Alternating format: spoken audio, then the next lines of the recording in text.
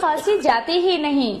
Mummy ने कहा काढ़ा बनाकर पी, फिर दादी ने कहा अदरक ले शहद के साथ। इतने सारे झंझट ना बाबा ना। फिर स्क्रॉल करते करते मुझे मिला जिंजर हनी।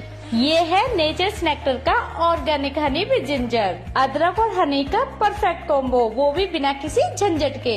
ये हनी लाया जाता है सीधे सुंदरबन के जंगलों से और शुद्धता की पूरी गारंटी है। सर्टिफाइड है, 100% प्योर है और हाँ NMR टेस्टेड भी है।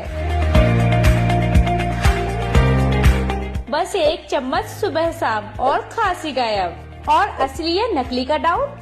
Just scan the QR code at the back. Test report सीधा लैब से मिल जाता है। अब ना कोई झंझट, बस 1 स्पून जिंजर हनी और सर्दी खांसी बिल्कुल गायब।